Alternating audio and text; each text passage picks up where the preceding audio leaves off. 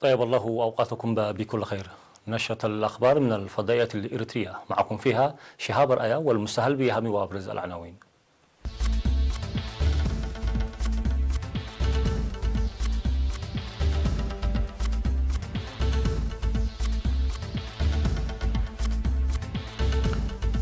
أنشطة نفيرية ناجحة بالإقليم الجنوبي.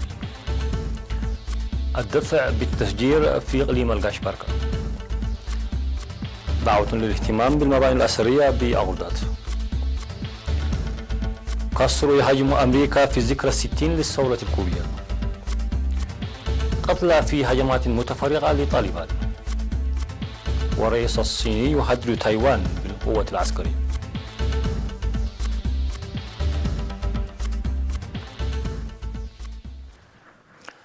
مرحبا بكم. أشار الاجتماع التقييمي الذي عقد في مدينة مندفرة في 26 من ديسمبر إلى إنجاز أنشطة حفظ المياه وحماية التربة في العام 2018 شارك فيها أكثر من نصف مليون مواطن، وتمثلت في صيانة الطرق الترابية وضمان النظافة البيئية.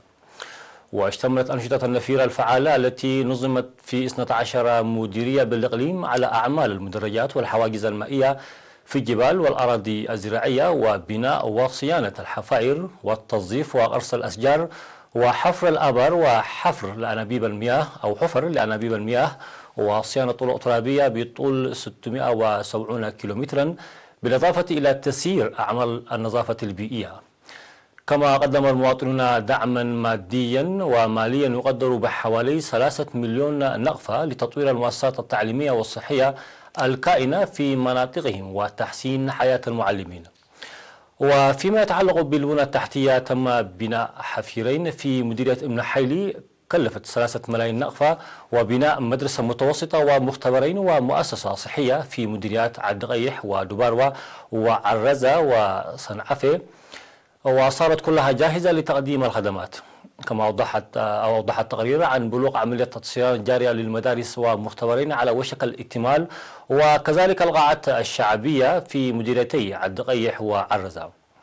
وفيما يتعلق بالقطاع الزراعي، أفاد التقرير عن حصاد 1.2 مليون كنتال من مزروعات الحبوب والمحاصيل الزيتية من مساحة تقدر ب 1,576,000 هكتار، وحصاد أكثر من 1,000,000 كنتال من الخضروات النامية في مساحة أكثر من 7,000 هكتار.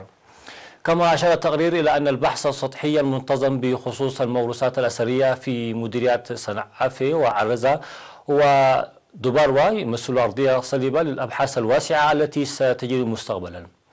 وقدم المشاركون آراء وتوصيات بناء من أهمها التوثيق الجيد للمعلومات الإحصائية عامة، وخاصة إعداد المولودين والمتوفين، وإجراء أبحاث عميقة ودقيقة فيما يتعلق بالتراث والآثار، والاستمرار في متابعة دورة الحشد الخريفية وتعزيز حملات التوعية الجارية في القضايا الصحية والعادات الضارة. وفي الكلمة الختامية لحاكم الإقليم الجنوبي السيد فرين غوبرو كروستوس، أوضح فيها العمل الدؤوب في أنشطة حفظ المياه والتربة الجارية في العام الحالي والرعاية الصحية والنظافية الأهلية المشتركة، إضافة إلى البرامج التنموية الجارية بالمساهمة الشعبية.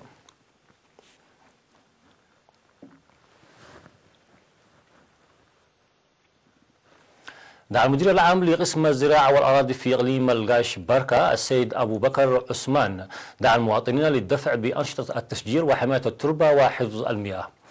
وقال السيد أبو بكر إن الإقليم يشهد أنشطة واسعة للزراعة والرعي، لكن وعي المجتمع لحماية القطاع النباتي والحيوانات البرية لم يرتقي بالمستوى المأمول، مما يؤدي لتدمير الأشجار والحياة البرية.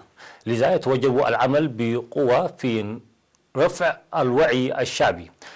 كما ذكر أن مهام مكافحة اقتلاع الأشجار تنجح بالمشاركة الشعبية المنظمة والفاعلة ومساهمة قوية للإدارات وممثلي السكان.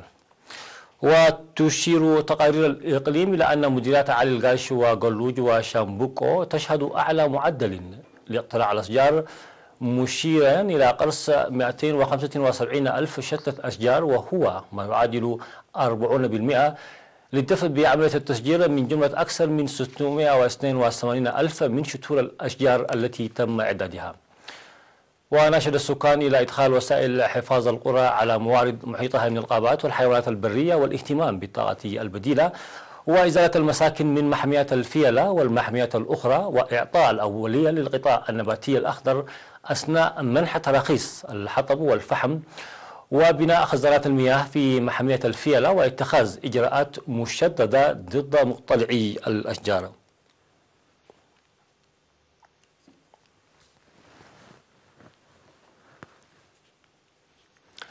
دعا سكان مدينة غردات لإبداء الاهتمام بالمباني الأثرية التي تنهار بفعل تقادم الزمن والحوادث الطبيعية.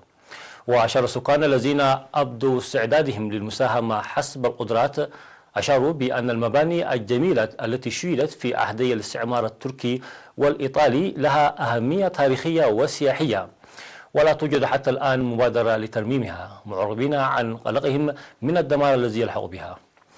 كما طلب السكان لاتخاذ مبادرات بمشاركة المواطنين لإنقاذ المبنى أو المباني الأثرية في المدينة.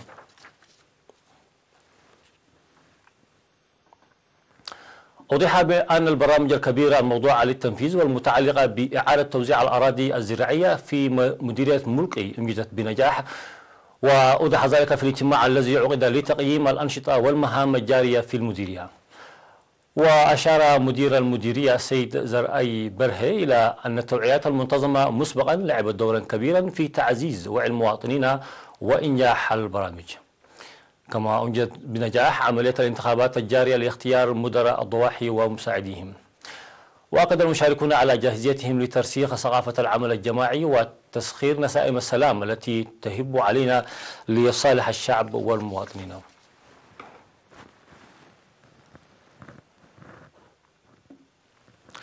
أعلن في السمينار الذي نظم في هايكوتا العمل المنظم لضمان واستمرار أنشطة النظافة الأهلية الجارية وما يتعلق بأهميتها. وقال مسؤول المكتب الصحفي إقليم القاش باركا الدكتور حيلوم كيداني إن وزارة الصحة تدرك بأن العناصر الرئيسية ومهارات السيطرة الجارية داخل المجتمع لمراقبة الأمراض المعدية، مما أدى ذلك إلى تدني أنشطة النظافة الأهلية وتحقيق تقدم الملموس. إلا أن تلك الأنشطة شهدت العديد من التذبذبات داعيا لتعزيز دور المدراء ولجان القرى لتنفيذ كل القرى أنشطة النظافة الأهلية خلال السنوات الثلاث القادمة والدفع بها قدما. من جهته دعا السيد عبد يعقوب مسؤول النظافة البيئية في فرع الصحة بالإقليم دعا كافة الجهات الحكومية والمجتمع وممثلي الشعب العمل بهمة ونشاط للحد من الوفيات الناجمة عن نقص النظافة البيئية. بدوره أكد مدير مديرية هايكوتا السيد شيخ الدين صالح جاهزية إدارته لإنجاح جهود الجارية لضمان النظافة البيئية الجارية بإصحاح القصور التي تشهدها تلك الأنشطة.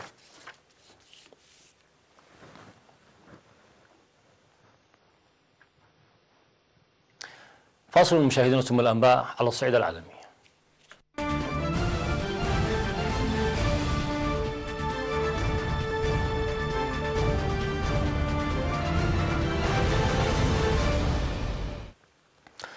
في ذكرى 60 لثورة الكوبية هاجم زعيم الحزب الشيوعي الحاكم راؤول كاسترو إدارة الرئيس الأمريكي دونالد ترامب لعودتها إلى طريق المواجهة الذي عفى عليها الزمن مع الدولة الجزيرة والتدخل في شؤون أمريكا اللاتينية.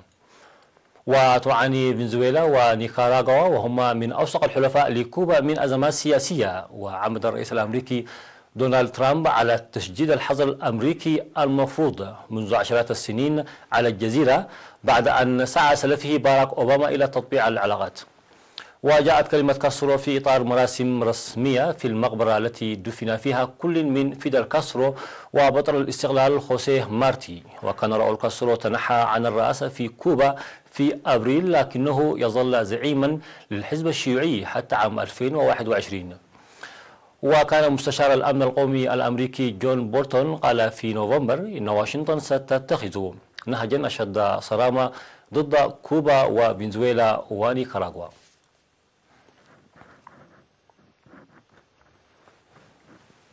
أكد مسؤولون أفغان مقتل أكثر من 20 شرطيا وإصابة عشرات آخرين بجروح في هجمات متفرقة شنتها حركة طالبان على مواقع للشرطة بمدينة ساريبول شمال البلاد. وقال وحيد الله أماني المتحدث باسم محاكم إقليم ساريبول إن نقاط الشرطة التي تعرضت للهجمات كانت قد أنشئت لحراسة آبار نفط صغيرة في المدينة.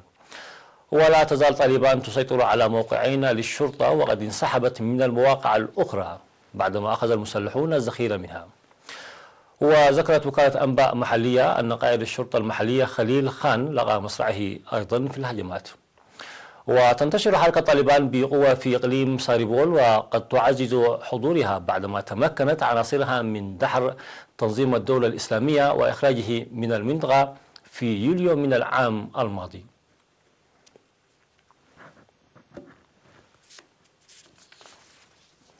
أكد الرئيس الصيني شي جي بينغ أن بلاده ترفض التخلي عن خيار استخدام القوة العسكرية لإعادة تايوان إلى سيادتها، مشددا على أن إعادة توحيد الجزيرة والبر الصيني أمر لا مفر منه في نهاية المطاف.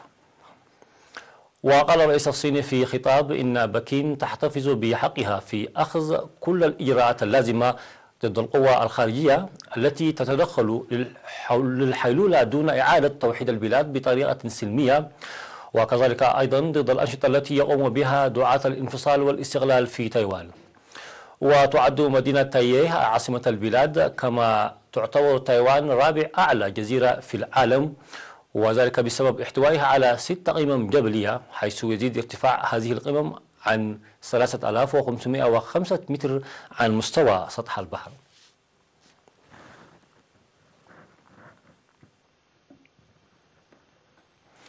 تلقت وكالة الفضاء الأمريكية ناسا إشارة من مسبارها نيونز الذي نجح في التحليق بالقرب من أبعد نقطة في مجموعتنا الشمسية. وحلق المسبار الفضائي على بعد 6.5 مليار كيلومتر من الأرض، وهي أبعد مسافة يتم الوصول إليها حتى الآن، وذلك لاستكشاف جسم في النظام الشمسي. وسيمد المسار وكالة ناسا بفيض من المعلومات والصور والبيانات العلمية على مدار الأشهر المقبلة. وقد صمم المسبار نيونز لكي يقترب من سطح كويكب أولتيما لمسافة 3500 كيلومتر، ومراقبة دورانه وطبيعته الجيولوجية وتركيبه وبيئته.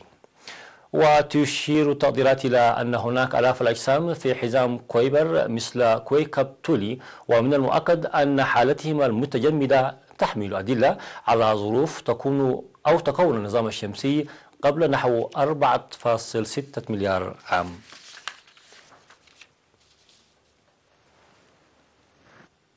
نهاية النشرة، شكرا لكم على حسن المتابعة.